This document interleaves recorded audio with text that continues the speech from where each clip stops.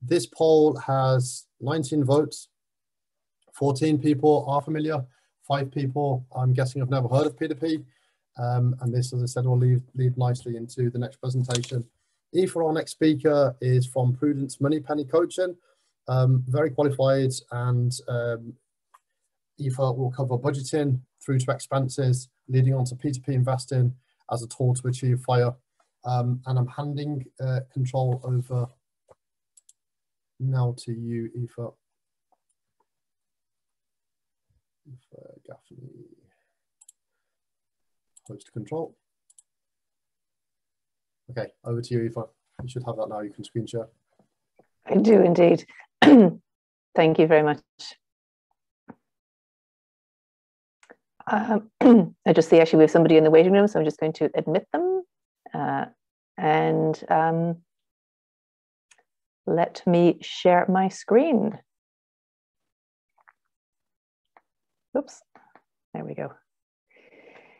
You are all very welcome, and thank you for coming to this event. While I'm sharing my screen, actually, I can't see the chat, so I'm just going to ask somebody else to keep an eye on the questions. And if you can see my screen, just if somebody could unmute themselves and say, yes, you can see it, that'd be great. Yeah, we can see you, Aoife. Okay, that's fantastic. My name is Aoife Gaffney. I run a business, Prudence Moneypenny Coaching, and I work predominantly with women, empowering women to achieve financial freedom and financial independence. Money coaching is slightly different to financial advice. One doesn't replace the other, and in fact, they work in harmony with each other. So I am a certified money coach. I'm also a qualified financial advisor. I just don't really work in the advice space anymore. I now work in the mindset space. So a little bit about me and my journey. Sorry, my slides didn't work there for a second. So I have been on this FIRE journey probably for about 10 years, 10 or 15 years. And it came about when I found myself massively in debt twice, because sometimes we need to make the same mistake over and over again until we learn from our mistakes. So I found myself quite substantially in debt twice, and as the result of breakdown of relationships. And it came about from my inability to communicate properly about money, a lack of knowledge, and a lack of belief in myself that I actually was able to be a financially independent woman. And that came from some of the beliefs that I had when I was growing up. And through coaching, we do a lot of unraveling of our current beliefs. A huge, big, long disclaimer. Yes, I am a qualified financial advisor. I just don't really work in the financial advice space anymore. This presentation is my personal opinion, and it does contain affiliate links. And with any investment decision, I strongly recommend that you sit down one-to-one with a professional and have a minimum of 2 meetings before you make any decisions. And let us not forget buzzword bingo. And you all get a copy of, oh, sorry, not one, there's not the Late Late Show, a copy of this lovely book, Financial Freedom Explained, which I will sign for you. Just let me know if you would like it made out to a particular person or somebody's name on it, but the lucky winner gets that book, and that will go out in the post to you. So there it is, Financial Freedom Explained, and I will be discussing peer-to-peer lending this evening. So mindset is hugely important, and our mindset is 95% of success, and it dictates what we do. It dictates our attitude, that then our behaviors, that then dictates the actions that we take and the results that we get and the performance, our performance. And when you make a mindset shift, it's like a paradigm shift. The changes are incredible, because if you keep doing what you've always done, you'll always get what you've always got. Mindset is 95% of success. You can have excuses or you can have results, and you get to choose. That's the really fantastic thing, is that we all have the freedom of choice. And a lot of excuses that I hear from people is, you know, I'm too old to, or I'm too tall to, or I'm too young to, or I don't have enough experience. I don't have enough money. I am not good with money. These are all excuses and beliefs. It's simply a thought process that you have chosen to repeat to yourself. So imagine if you change those thought processes. Imagine the results you'd get if you suddenly started to say, I am capable. I am enough. I am more than enough. So every day I look in the mirror and I say, this is what a wealthy woman looks like. Well, she looks like me. And if you say that to yourself, or is something else that maybe resonates with you, and you say that to yourself every day, the results will be phenomenal. You have two choices. You can make an excuse, or you can change that paradigm, you can change that narrative, change that mindset, and see what happens. And the best bit is that saying all of these lovely things to yourself in the mirror doesn't cost anything. So freedom gives us choice, and freedom means different things to different people. Financial independence and financial freedom mean different things to different people. So my aim is to be financially independent, and I have no intention of retiring. Maybe I will, maybe I won't. But for me, freedom is having the ability to choose where I live, the ability to choose what kind of car I drive, where I go on holidays, how often I go on holidays, what I eat, what I don't eat, what I plant in my garden, who I spend my time with. And when I made a huge decision to change my beliefs, incredible things began to happen in my life. So I'm going to ask you a question. And ask yourself this question: what can I choose to believe now? So hopefully at this point, you've realized that financial independence can be achieved by anybody. It doesn't matter how old you are. It doesn't matter what country you're from. It doesn't matter what currency you're in. It doesn't matter how much you earn. It doesn't even matter if you're coming from a standing start or a negative start, because I certainly started from a negative start. I'm going to ask you another question now. Who here tracks their spending? And I think Dave put it in the straw poll earlier. So one of my favorite tools is a piece of software called You Need a Budget. And it's the only time you'll actually ever hear me say that word budget, because for me, the word budget conjures up images of restriction. Like government policy, like with the stroke of a pen, somebody can make a massive change to government policies. It's a word I'm not particularly mad about. I much prefer the word prudence, or being prudent. So these are just a couple of screenshots from what the software looks like. This is just a sample spending plan. And so I love to use inspiring headings. So if I'm setting up a plan, I call it like wealthy woman, or like abundance, or my financial freedom, instead of words that sort of don't really resonate with me. So instead of having a category for the mortgage, I might have, this is my beautiful home and I'm paying off the loan every day. Again, that doesn't cost anything to change those headings, but it all helps to make these paradigm shifts in your unconscious mind. Here's another screenshot from the You Need a Budget plan, and you can create these amazing reports, and you can get very, very detailed information on where your money is going. The minute you make a spending plan, you're telling your money where you want it to go in advance, not wondering where it went. And that is a huge step in this journey to being financially independent. The minute you become the master of your money, it no longer has power over you. So a simple way to calculate your FIRE number is you take your annual expenses and multiply them by 25. Now, this is a very oversimplified model, but it's a really good starting point. And sometimes when I ask people, what is your financial independence number? And they don't know, but they'll pick a number out of the sky. You go, €1 million. Well, that's fine. If you want €1 million, that's perfectly fine. But when you understand, when your brain understands that there is a logic and a rationale behind the number, it makes the goal much easier to achieve. So let's say my FIRE number is €600,000 and 23 cents. By the way, I can calculate my FIRE number within an inch of its life. So my brain, I now know that there is a rationale and a logic to that number. So it actually makes it easier to achieve. And it ceases to become about the amount, but more about how was that number arrived at. And so what I like to do is I'll have my lean fire number, and then I'll have my fat fire number. So like, this is the cost of my dream life. What would I like to do? What kind of car would I like to drive? Would I like to have a chef? What sort of things would I like to have in my life? And I'll cost that out and multiply that by 25. And that makes me get quite excited.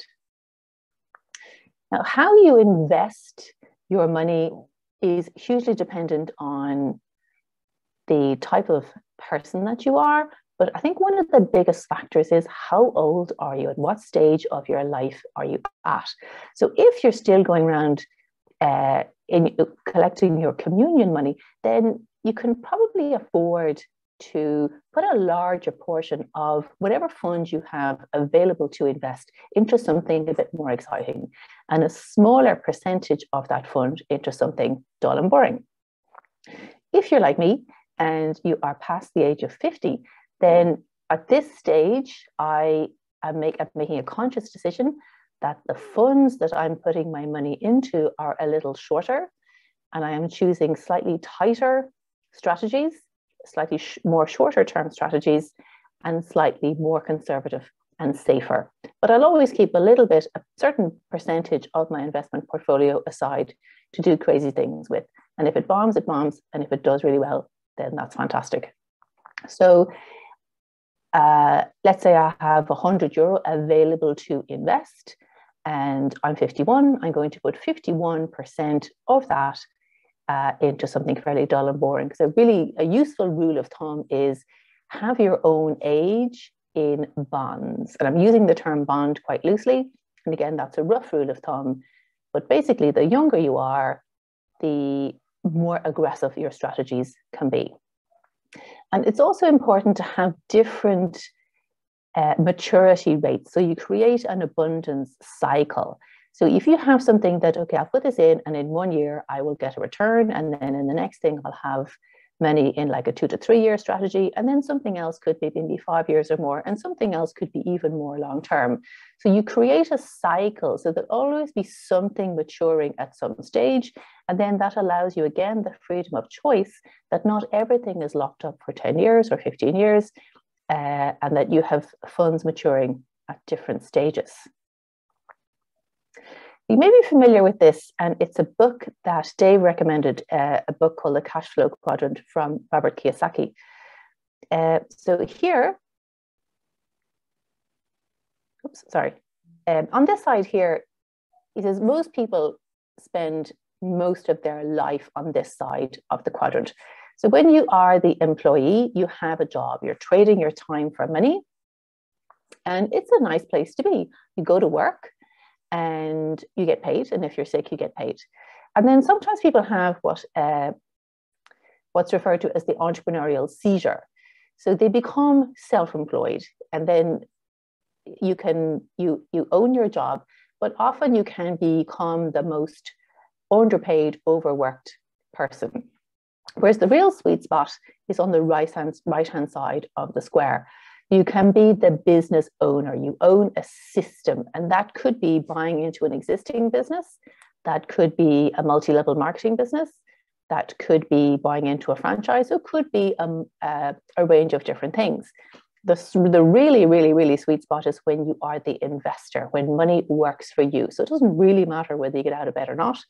The money is flowing into your life passively. These squares are not mutually exclusive. So you could be all of these, one of these, 2 or 3 of these. But it's really just about, again, making that mindset shift that when money flows into your life, which square is it flowing into your life from? And ideally aim to be moving yourself over onto the right-hand side of the square. So if we take money as a product, so imagine that banks are like a shop and money is stock. So simple economics would dictate that we buy low and sell high, and you make your profit on the bit in the middle. So that's very simple economics. So if you consider the bank as like a shop And when you put your money on deposit, you are giving the bank money, you're giving the bank stock for them to sell. Which brings me into the 363 rule of banking. And the 363 rule of banking is banking in its very simplified term. So I will put my money on deposit with the bank, and the bank will give me 3% on my return. Somebody will walk into the bank the following day and say, I'd like to borrow some money, and they'll go, no problem at all. Here you go, here is your loan, and we will charge you 6% on that loan. And the bank make their money on the bit in the middle. And everything goes so swimmingly well, and everybody is so happy that all of the bank managers go off and play golf at 3 o'clock on a Friday afternoon, hence the 363 rule of banking. And if you make that shift with yourself, that buy low, sell high concept, and start thinking of yourself like a banker. So again, we're back to the cash flow quadrant. Are you the employee or are you the self-employed person? Or would you like to move over onto the right-hand side where you are the business owner and that's the investor? And when you make that shift in your mind and start thinking like a bank, incredible things start to happen. So the rule of 72 is, again, I don't understand the mathematics behind this. I just know that this rule works. So the rule of 72 is if you take 72 and divide it by the rate of return or whatever interest rate you're getting, that will equal the length of time it will take for your investment to double. Doesn't matter if it's €1 over 10 years or €10 over 1 year, it doesn't matter. This rule works. So at the moment, the best deposit rate that I could find was 0.85%. And now currently inflation is above 1%. So if you have money sitting on deposit, it's actually depleting. So if you have money on deposit, and I said the best deposit rate that I could find was 0.85%, it's going to take me 84.7 years for that money to double. So that's not great. But if I could get about 8%, and 8% actually is pretty good, you can get more, but it'll only take 9 years for that money to double. So I think, that's pretty good. So again, Dave asked a question earlier on, was how many people were familiar with peer-to-peer lending? And there were 1 or 2 no's, but it was good to see that the majority of people have said yes. So I am a big fan of peer-to-peer lending. Now, how peer-to-peer lending works, again, it's the 363 rule of banking.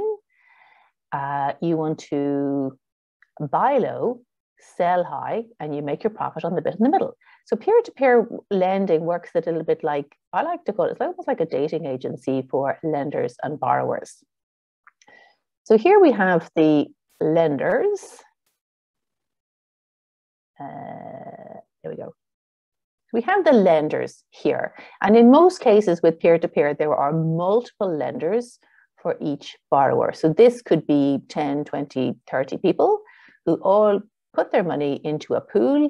It all goes into the peer-to-peer lending company, who is the man in the middle, and they then lend it out to the borrowers at whatever rate of interest, depending on the credit. The borrower then repays the loan. The money comes back into the peer-to-peer lending company. They take the percentage off the top, which is perfectly fine because everybody needs to get paid. And then the funds are paid out back into the borrowers and they make a profit. And then as a lender, you can take that money and run, or you can put it back into the pool and lend it to somebody else. So money needs to flow. For an economy to flourish, money needs to flow. Money, it's made round to go around. So the only real way to make money is to actually keep it moving. And ironically, you spend your way to wealth rather than save your way to wealth. So these are some screenshots from, and they are sample screenshots. So these figures are genuine, but they are actually sample numbers. So this is a rather interesting screen here. And here we have, this person has invested a total of, this person has deposited a total of €200. They are supporting 13 loans. This is the interest that they've earned. Their account value is here. And you see here, there's the lender's fee is there. So that's quite clear and transparent. But the real number that's very interesting is this one. So the amount of money that this person has lent in total is 700 euro. So they've actually only put 200 into the peer-to-peer lending platform, but as each loan was getting paid, it was being lent out again. So again, the money, it just keeps moving.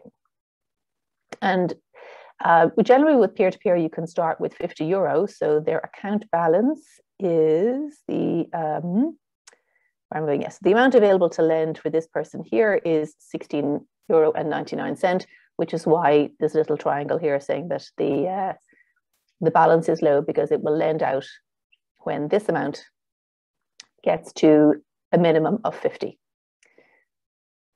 So this is the other half of that screen. So here we can see that the monthly payments are coming in, a bid has been made on a loan, and these are the monthly payments coming in. And it's one of the big pluses of peer-to-peer is that you will see results generally within about 30 to 35 days of your initial loan being made. So there are 6 of these loans have been repaid in total, and there are 7 currently in repayment. This is another screen. Again, these are genuine peer-to-peer lending businesses. These are sample numbers. So this is an account that was fairly recently set up. So this person has deposited a 500. The available balance is 200. They have invested 250. So they have lent out 250. Well, there's 50 euro there sitting as a live bid, ready to be accepted. So the 6 campaigns in total. And here the average interest rate across the 6 campaigns is 8.43. So if we come back to the rule of 72, I think I said it was going to take 9 years at a rate of interest of 8%. It was going to take 9 years for that money to double. So this is just a range of returns from one company.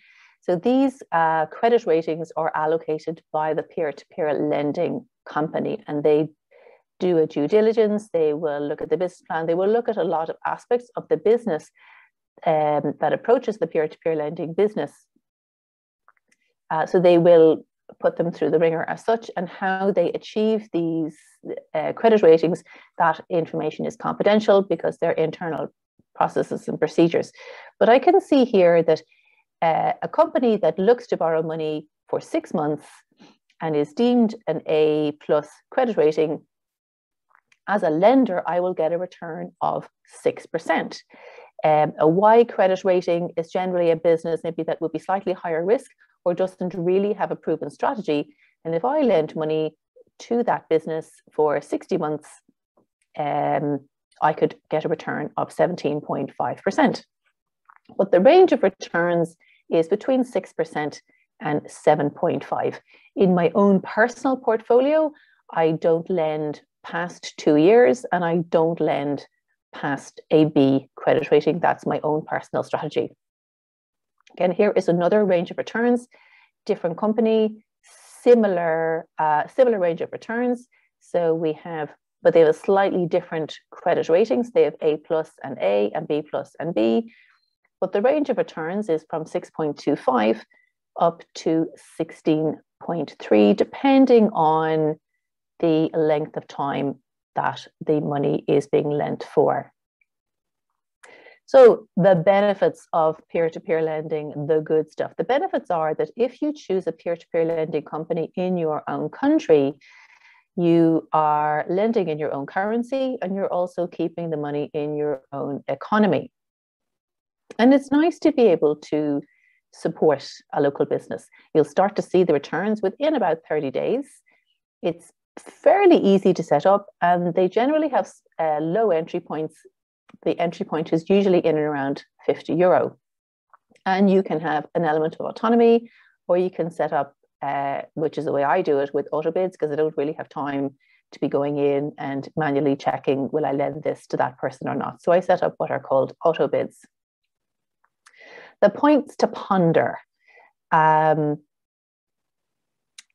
the business could fail, and I've taken a bit of a hammering actually this year because I had positions in hospitality. But even when I take all of the losses into account, I'm still averaging about 6%. Other points to ponder is you need to declare it on your own tax return. So tax is not deducted at source. And whether you declare it to revenue or not is between you and your conscience. But I always say declare all of your income all of the time, and then it's easier to sleep at night. There are other risks, but there is a difference between something, between a calculated risk and something being risky. So I go into peer-to-peer lending with my eyes open. I do my own due diligence, and I strongly recommend that you do your own due diligence as well.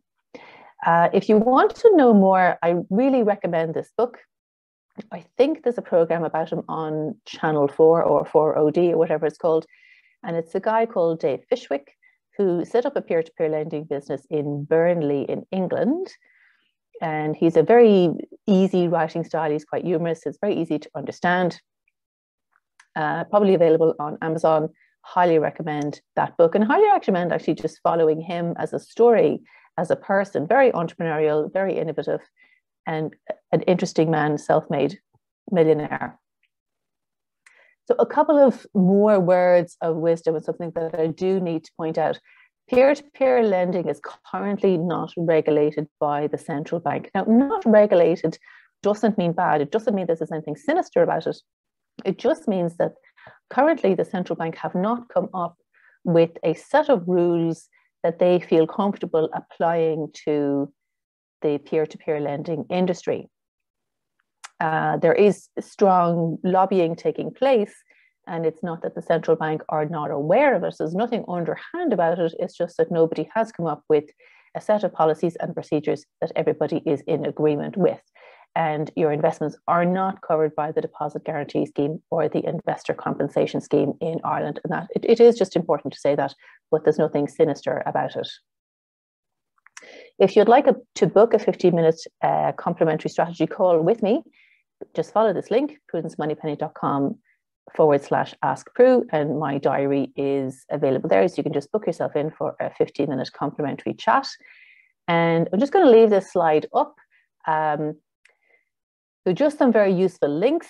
If you want to do some due diligence, the central bank website is very good. There's the CCPC, which is the Consumer Competition Protection Commission, I think.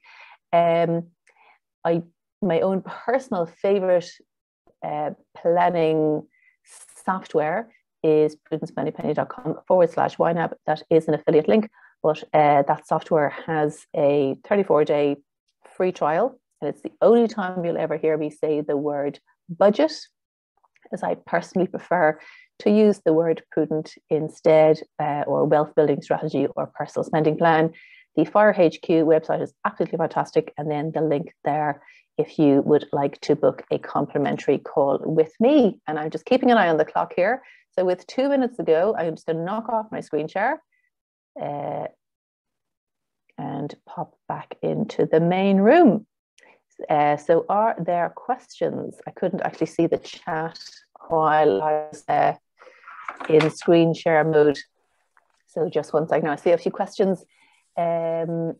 Where am I going? Yeah, okay, somebody said, yeah, linked finance and Flender. Yeah, the reason I didn't state them is because I don't recommend one over the other. Where am I going here? How much is the tax on profit gained peer-to-peer? At the moment, it would appear, again, I always say, there's no harm to get your own tax advice. My research would tell me that it falls under capital gains, which means that you can earn up to €1,270 a year tax-free. And if it's tax-free, I'm always first in the queue. You can carry losses forward, but you can't carry any unused credit forward. So, where possible, try to make sure that you earn that €1,270 a year tax-free. What are my thoughts on group here? I have no experience of group here, so I don't know. Is there PRSI and USC payable on profits? Vincent, again, according to my research, it falls under the capital gains bit of your tax return. So social insurance and USC are not payable. And it's not PAYE because that is when you trade your time for money. What is the default rate for loans? Well, up until pre-2020, the default rate was next to nothing, because there were quite a lot of positions in hospitality. So, that hasn't been spectacular. So the default rate, I'd say, is probably slightly skewed. I'd have to work it out, because I have different positions in different companies, so I'd have to work it out. But in general, the default rate is below 1% because of the hoops and hurdles that the peer-to-peer lending platforms put the potential borrowers through. What are my thoughts on selecting a peer-to-peer? So is that selecting a platform or is that selecting a business, Brian? I'm not sure.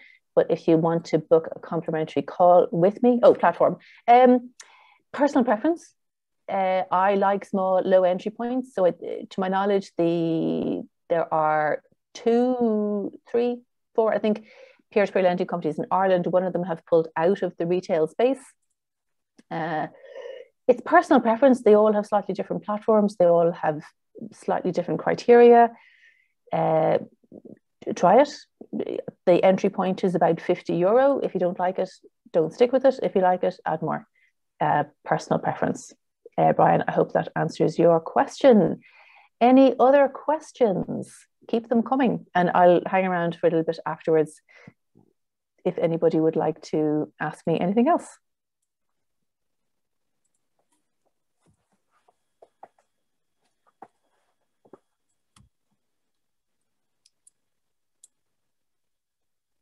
Perfect.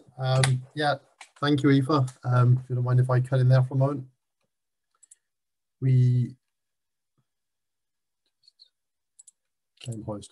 Okay, listen, fantastic. And Aoife, I think that was amazing for myself personally anyway, and really, really enjoyed your presentation. Massive well done for me.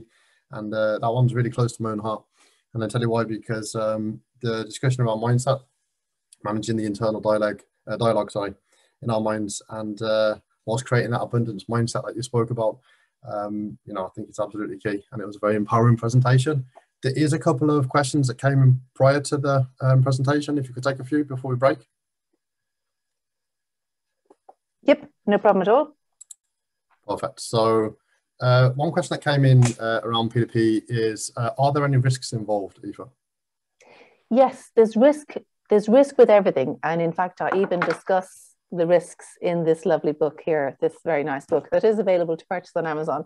So I see there is a difference between risk and risky.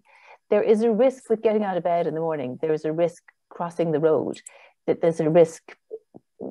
I poked myself in the eye with my mascara today. Like this, there's a risk in everything. So for me, risk is something that I have worked out, that I've worked out the risks and I'm willing to do it, whatever the thing is. Risky is crossing the road with your eyes closed.